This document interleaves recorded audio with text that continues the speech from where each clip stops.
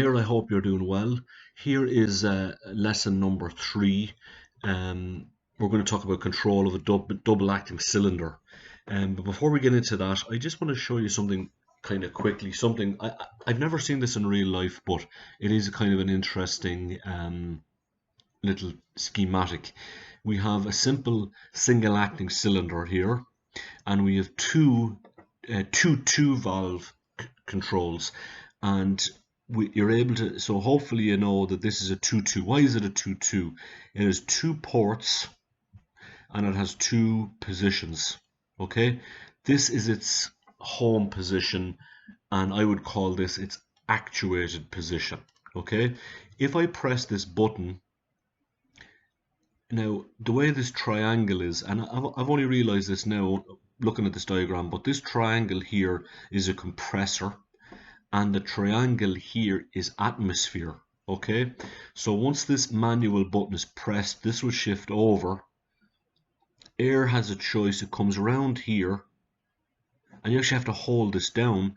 Air comes in here and it gets blocked, and it comes in here till this goes out. So you're actually able to manually probably position this in and out. And I built it here, but what I'm actually going to do is I'm going to put in a throttle valve in here just to control the speed. If you have fluid sim, I want you to build this, and let's put a throttle valve in that controls the speed, and let's really turn the screw on it.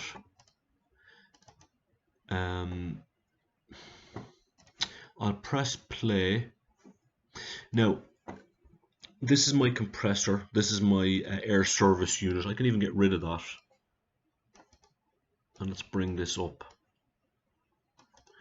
And here I've nothing connected. And when you've nothing connected in fluid sim, it'll give you a warning. But if it's not connected, it's just going to atmosphere. So it's just exhausting. And this is open pneumatic connectors. Start the simulation. All right. Now let's really let's make this really small. And I have to hold it. And if I just press this, it doesn't do anything. I have to hold it down for it to move, and it retracts quite slowly. Okay, so that's, I don't know, you could use that for some sort of positioner or some sort of a clamp if you had to. It's a lot faster extending because it's got an air pressure. Yeah, if I make that even more, 0.1, gosh, it's going to be slow coming back. Yeah. What could I do? I could make it. I could do this. I could have a throttle valve on the one way, and it retracts quickly, but it extends really slowly. Let's run this. We make this 0.1.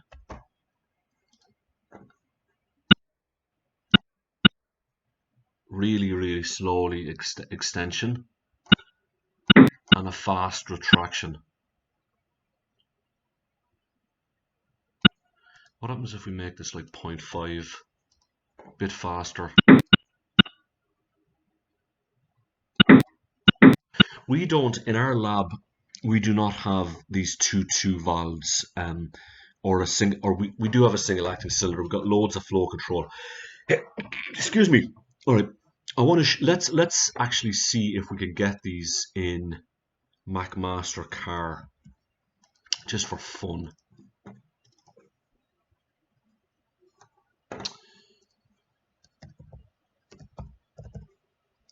Hold on a second, I got 2 screens going. There we go. And let's look here and see, instead of typing it in, I'm going to see, can I find pneumatic components?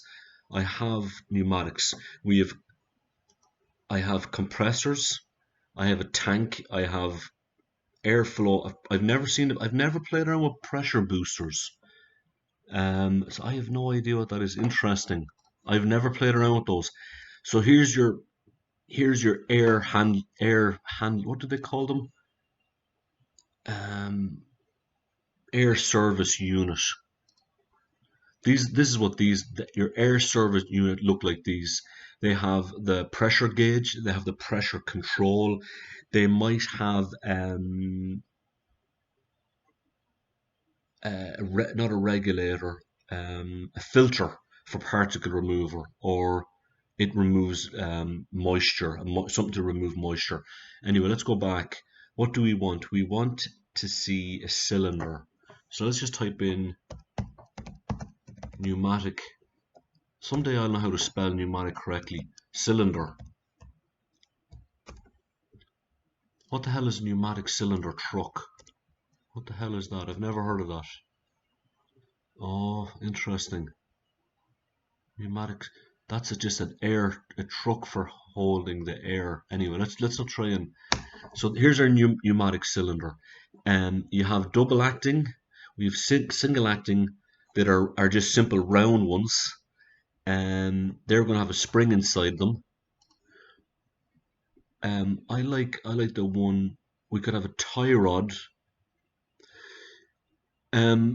What is the difference between a tie rod and a single acting cylinder? The tie rod has a nice, it has a nice face. It has no. Well, do you know what is the difference in a tie rod? It's just a bit bulkier. It might be easier to mount on things. We have air slides. I showed you these before. They just extend and retract. Do we have any rotary? These guys, they spin. They don't go round and round and round. They will have a certain amount of angle. Or do they go round and round and round? Shaft rotation, 90 degrees. Shaft rotation, 180 degrees. So let's look at a single acting round cylinder. We could have a stroke length of 4 inches. That's how much it extends. Typically, you want as much stroke length as possible, but it depends on what you're doing. The bore size is the size of this diameter. If you want typically with more force, you want the bigger the bore size. The rod end type is threaded. And then let's just have a look. I'm looking for something else. Air inlet thread type, NPT. Air extend, spring retract. So we want air to push it out, and we want it to retract. Okay. The FedEx man is coming to my house. My dog's going to go nuts now any second. He doesn't know. That's good. All right. I'm just going to download this and I'm just going to show you what it looks like. It'd be nice if we could see the inside of it.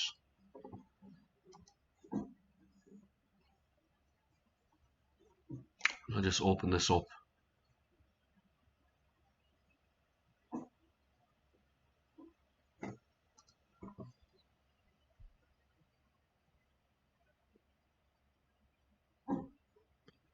Yeah, SolidWorks is a little bit slow to open up sometimes, you know.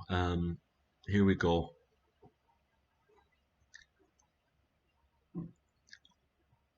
And that's what it's going to look like in real life. You're going to get exactly what it says in the tin. Now, if I take a section of this, yeah, you're not going to see a whole lot inside. It's just a mechanical model. Now, let's look at this here for a second. This inlet port is, what is it? It's an 8th NPT. Okay, an 8th NPT. We're going to talk about fittings later, but if I wanted to, right now, I would have a very hard time connecting a pneumatic hose to that. What I can do is I can go to a pneumatic fitting, and I like this universal thread stainless steel push to connect tubes fittings. That's, or any of these. What I want is, now for the tube size, I either use 6mm or 4mm, which you can see there's a hell of a lot. I'm going to go with 6mm, and we know that it's NPT, and we know that it's 1/8. because that's what it said on the pneumatic cylinder. So this guy would do the job. If we bought one of those and we've got loads of them in the lab, we got a whole container of them in the lab. What that does, that will screw in to your fitting right there, and then we can connect our tubing.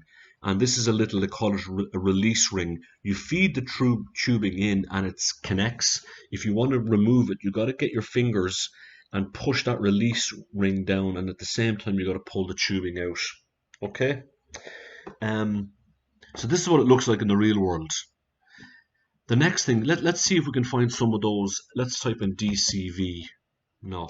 Pneumatic valve. And I don't want a 3.3. Is there? Do they even have them? We'll get a manual. So I can't even find a 2.2 valve. Let's see if I can find one on the whole internet. A 2/2 DCV.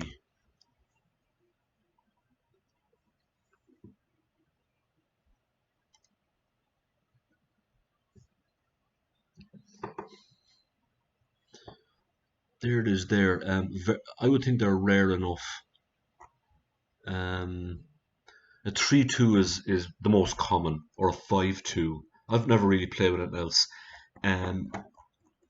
Maybe Festo makes them, but look, it's more of a theoretical thing.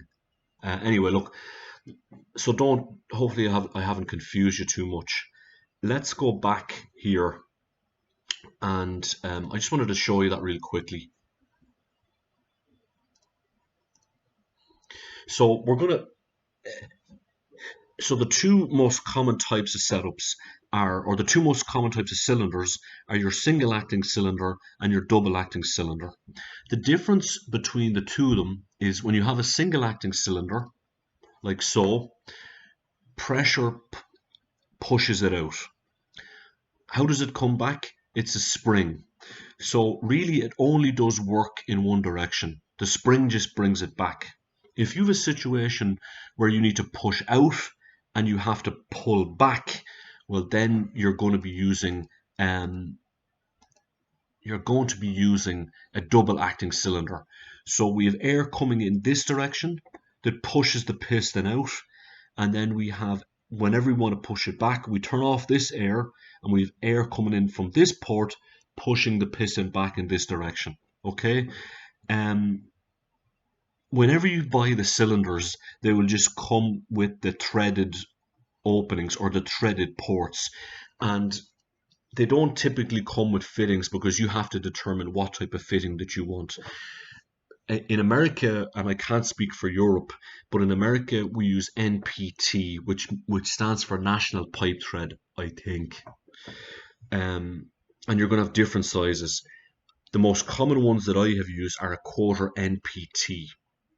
Okay, now let's look at the piston, and let's notice in the piston, this is called an O-ring, and it acts as a seal. And what it does is it stops air bypassing the piston from either direction. It minimizes the amount of air that's bypassed. We have a seal in this direction that stops air from coming out in this direction. Okay, so your cylinders will have a fair amount of seals in them to stop air leakage.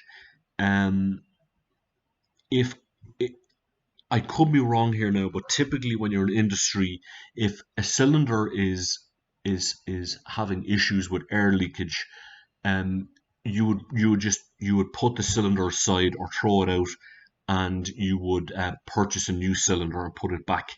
If anyone disagrees with that, and they actually open up the cylinders to replace the O-rings, it's totally doable to fix these things. Maybe you do, but anywhere that I've seen, they would toss the cylinder out. They're not that expensive. Okay. So this is, what do they call this one? They call this a tie rod double acting cylinder. It's how it's actually built. So what are we going to do? We're going to learn about more pneumatic cylinders. We're going to learn how to control a double acting cylinder with a 5 two-way valve. We're going to draw the pneumatic circuit diagram. We're going to simulate it in the fluid sim software, and then we're actually going to construct it. You're going to construct it in the lab, okay, at AACC, and you're going to have a load of lab questions. We talked about this, so let's leave this alone. Whenever you have a double acting cylinder, you're going to be using a 5-2 valve. Okay, let's talk about the 2 first. It has 2 positions. That's position number 1, and that's position number 2. And this is its home position, and this is its actuated position. Okay, now it has 5 ports. It has 5 ports. You could say, no, this is 10 ports. No, it has 5. It has 2 output ports and has 3 input ports. Okay, the Germans and the Europeans number all their ports, but the Americans, we would call this port P. That's the pressure port, and then we would have A and B on either side. At either side of it, you can see how it's actuated and you can see how it's returned. Okay, so this has a spring return. You can have multiple ways of returning it. You can have multiple ways of actuating it. This one has a little push button. Okay, you can see here, this is its home, and then once we press the button, it gets actuated. But with this, whenever you have a spring here, you have to keep it pressed down, or it's always going to want to retract. Let's build this really quickly. Now, I want you to build this too. I'll get rid of this. Did I actually show this? I did. Let's get rid of it.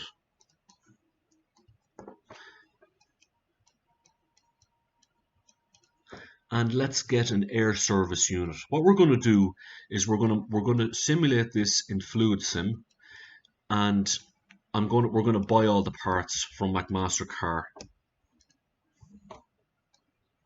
and you're going to see the whole situation, the whole design. We have a double acting cylinder. I'm going to come down here to from just a mechanically operated. We want a mechanically operated 5-2 valve. Is that what we want? I want a nice simple one. Now with a selection valve, with a selection switch. I don't know what the hell that is, but we'll find out. You can see here 5 and 3 are already connected to an exhaust, and then we're going to come over here with our two lines. So right now, if I just run this, you can see it, air pressure's coming in, and it's ensuring that this thing is retracted. This symbol here, this funny looking U shape with an arrow through it, is called an adjustable dampener, and I'll talk about that in a second, but let's run this and see if it does. Now why doesn't that retract? Is this,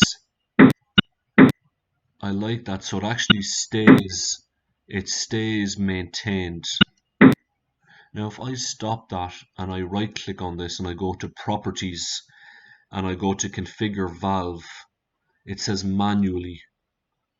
Now what is that? I'm guessing that is a maintained switch that stays on.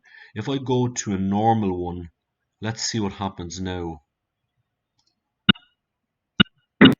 You see, this one here, I have to, it's not called a maintained, it's called a momentary. So this is a momentary switch, and I don't like that. Depends on the application.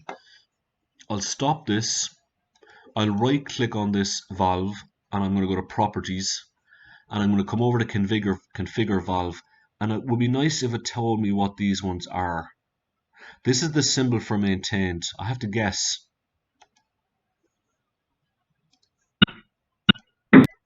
And it just stays it stays in its position. Okay, now let's go and have a look at this linear drive with its shape. Now, what is this? This is, if I change this, oh, I don't want to get into this.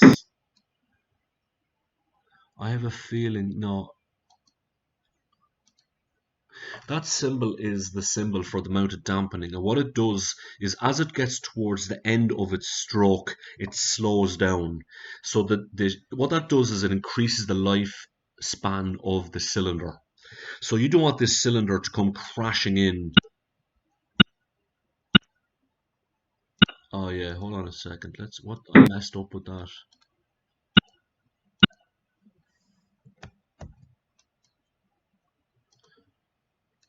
External force.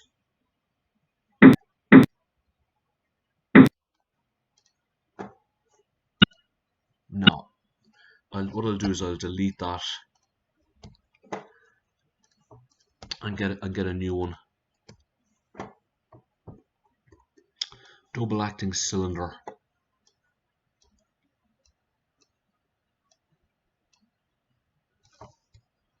Hold your horses. Here we go.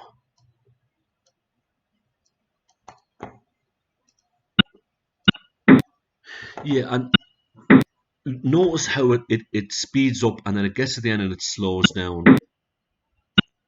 And typically on the cylinder there's two little screws, and we do not want that going hell for leather and then just banging up against the side wall. We want it going hell for leather and then we want it to slow down.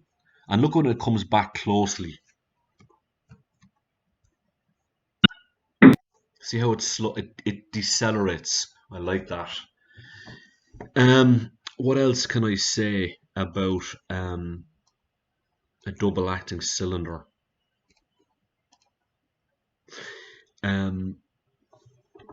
Yeah, look, it has two ports and it has two seals. Compressed air may be applied to both ports. If we apply the same pressure of air at both ports, what happens is the cylinder will extract and it will stay extracted. And why is that? Because on one side of the piston you have more area.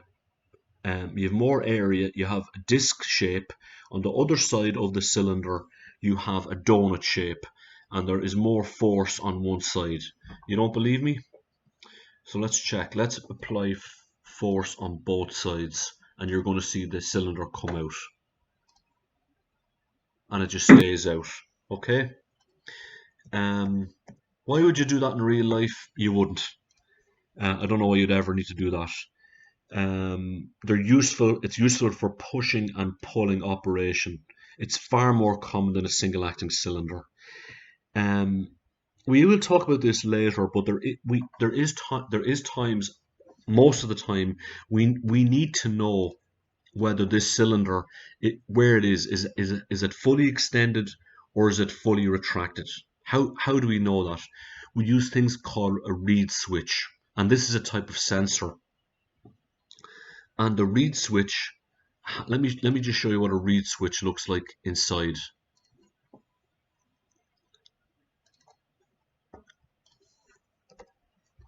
Reed switch on pneumatic cylinder. This is nice, yeah. This is a tie rod double acting cylinder, and you can see there we have two sensors at either end of the cylinder. When the thing is fully retracted, this sensor will turn on. When it's fully extended, this sensor will turn on. Now, how does it work? You need to buy a cylinder that has a magnet in the inside of its piston. So it actually has a magnet built in. And what does it look like? What does a reed sensor look like? Lovely, lovely. Here you go. This is what it looks like. It has two contacts. I wish I could make this bigger. It has two contacts. Okay, we apply 24 volts on one side and we run this to 0 volts. And whenever we have a magnet on the outside, which is the magnet in the cylinder, it pulls the two contacts together and it creates an electrical circuit. So we know if we run that to a PLC or some sort of microcontroller or something, we can tell where the position of the cylinder is, or we can tell where the position of the piston is. Okay. Hold on for one sec. So these reed switches, we use them all over the place. I'm just gonna open up YouTube here for a second, and let's type in low cost mechatronics trainer. Where yeah, let's look at this and turn it on. Writing's not that.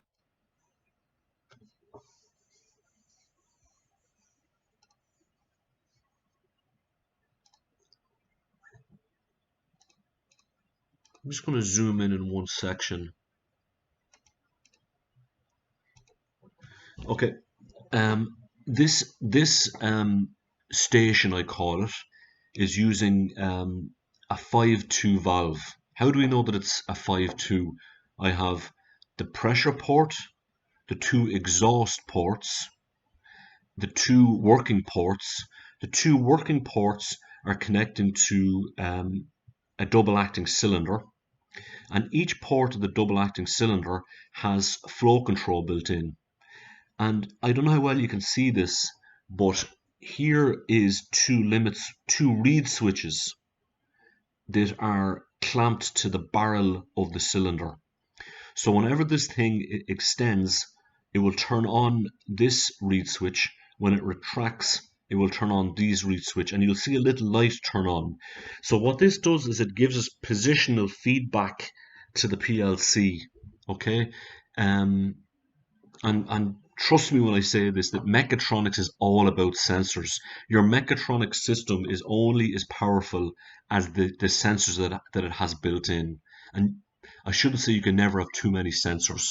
Sometimes you can have too many, but the sensors are very, very important. And we're going to talk about a lot of them in this course.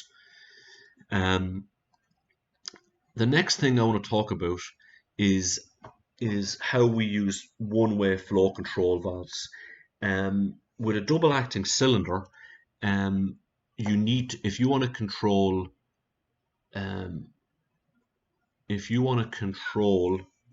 the extraction and the retraction speed, you're going to need to use two of them. So let's dig out a couple of one-way flow control valves, and I can never remember this, but I'm going to put them in line here, like so. And let's say we want to have quite a slow, let's say we want a pretty slow extraction speed, and then we want a slightly faster, no, we want a pretty slow extension speed, we want a slightly faster retraction speed. Okay, so we want this thing to come out really, really slowly, and we want it to come back a little bit faster. So how do we do that? And we're going to have to adjust both of these. So let's imagine. So when we have air coming in this way, this valve should control the extension, and this valve should control the retraction. So let's maybe, can we write that? How do I write that? Where is my text? Insert text, and we will call this extension speed. Bit big. Let's see if we can make that slightly smaller. 12. We'll make it 8. Lovely. And we'll call this retraction speed, RET. And we're going to make, I got to run this bad boy, don't I? I have to run it. And let's make this, we're going to make this 10. and we're going to make this 20, a little bit faster. We want it to retract a little bit faster, well, not much more faster, and we will run it. Now, that was too fast for me to see. I'm going to have to make this more. I'm going to make this 0.5, and I'm going to make this, let's make this 1. Okay, and this should be a little bit faster. Okay, I like that. So let's have a look. Right now, you can see here, air is coming around. It hits that check valve. It's not going anywhere. It has to go through the throttle valve as this retracts. And then the other way around, once I press this button, air is going to come in this way.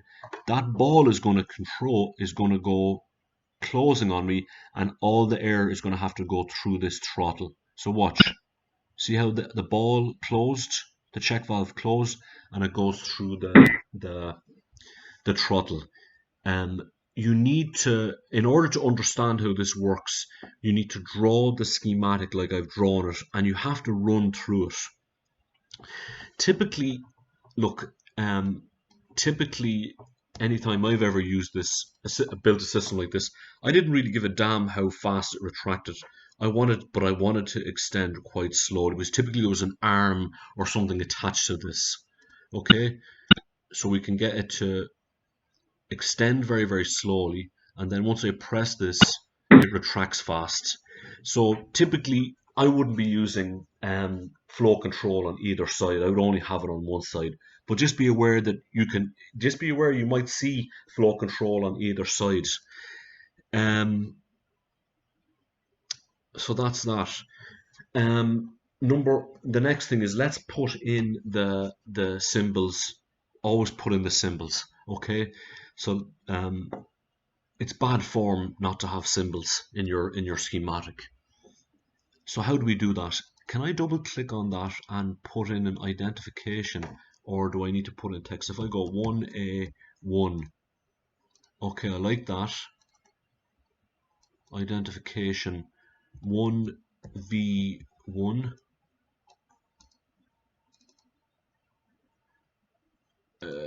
1V2.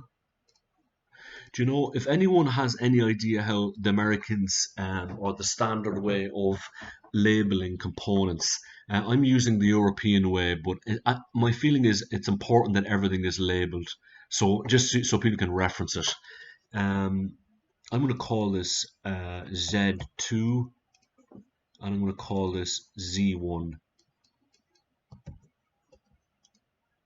All right. What else? This is a mechanically controlled system. Let's see if we can make this an electromagnetic system, and how do I do it? I'm going to go with electrical controls, a power supply, 24 volts and 0. I'm going to get myself a solenoid valve, and I'm going to get myself a switch, a push button switch. Now, I'm not good enough to tell whether that's a momentary, like, okay, the reason I can tell it doesn't have this little V here. I'll swap that out in a second, but hold on a second.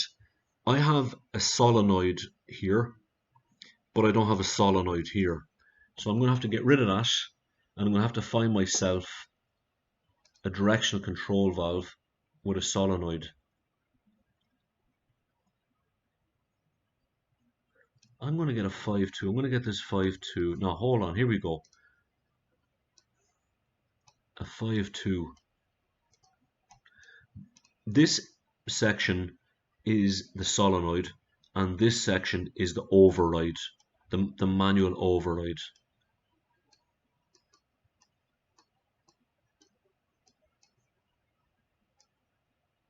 Okay. and hopefully let's click on this and call this 1v2, and I'm going to double click on this lad and make this 1m1, and I'll double click on this guy, electric connector. Can I go 1m1? Is it going to work? We'll find out. I don't know. Press play. Now, can I manually override this thing? Yeah, I can come in here and manually override it. Or I can come in here. Oh, look at that. Huh? So you can see the electricity. I like that. The electrons. And as I let go. Now, if I want to get a D10 switch instead, let's turn this off and put in a D10 switch. Double click on this lad. I'm going to call this S1.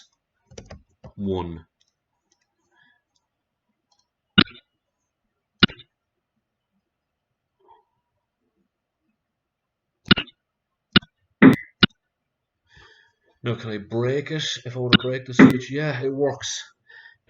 This is an what's critical here?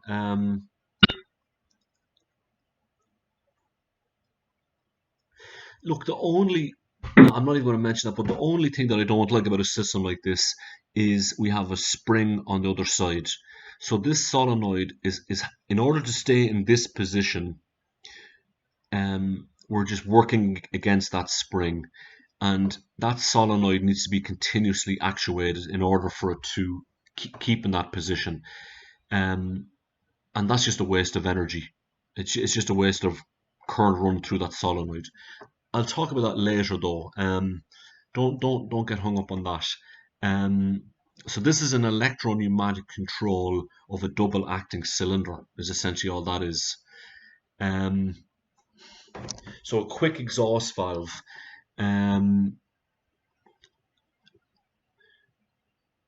It says here, in many applications, especially with a single acting cylinder, it is common practice to increase the piston speed during retraction of the cylinder to save the cycle time. This is carried out by incorporating a quick exhaust valve. Yeah, if you need a single acting cylinder to retract really quickly, you can use a thing called a quick exhaust valve. I have never used these because it has to, very rarely. How does this work? We have a 3-2 valve here, and go on. We'll just build this bloody circuit, and you can see it's not gonna. This is the important thing. Okay, let's get a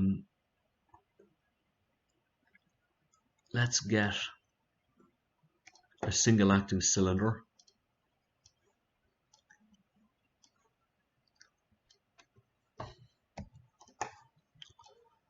I'll build this and then I'll kind of explain what's going on. Single acting cylinder. What else? A 3-2 valve and a quick exhaust valve. Mechanical 3-2 valve. And then where's our flow control? Quick exhaust valve. Okay.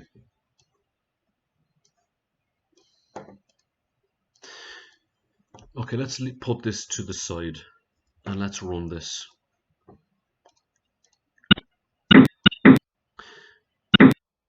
Now, you're saying to yourself, that retracts pretty quickly, okay? And you'd be right. But let's imagine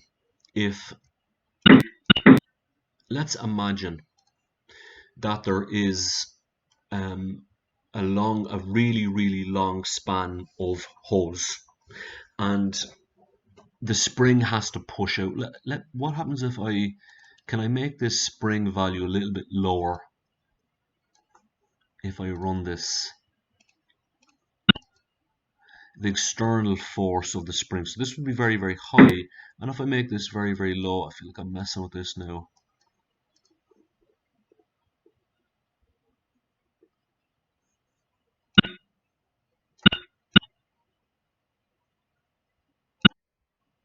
Yeah, does the spring not have enough force in it?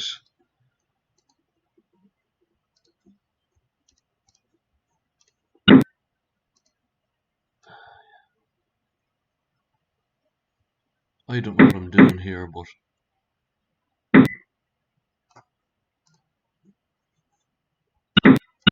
okay, there we go.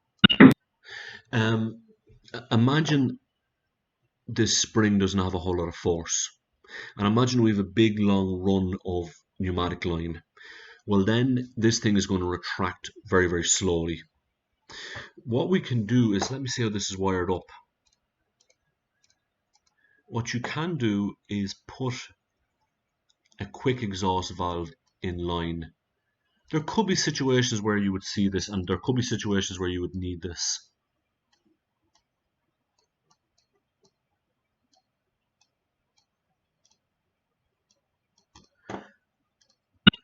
Okay. Now, what I'm going to do is let's look at this. Let's just look how this works. I'm going to press the button. Air is going to come in through here. We have a little ball here. This ball is going to shift over to this side and block the exhaust, and air is going to come through and do its thing. Watch. Okay, like so. I don't know if you could see that. The ball is over on this side. Air is going into the cylinder and pushing it out. If I let go of this, what happens? The little bit of air that's here comes back down, pushes the ball over to this side, and then it gets exhaust very, very quickly. And this is very, very useful if you have a very, very long span and all that air has to be pushed out. If you have a situation where a single acting cylinder is not retracting quick enough, you put the quick exhaust valve right up beside the cylinder and have this pneumatic line very, very short. I feel like I feel like this is confusing the hell out of you, but look, you would see that, and it would be hard to simulate that in real life. It would be kind of difficult to do that in real life. But just be aware of the quick exhaust valve. It's more important that you understand this schematic here with the double acting cylinder and the 5-2 directional control valve.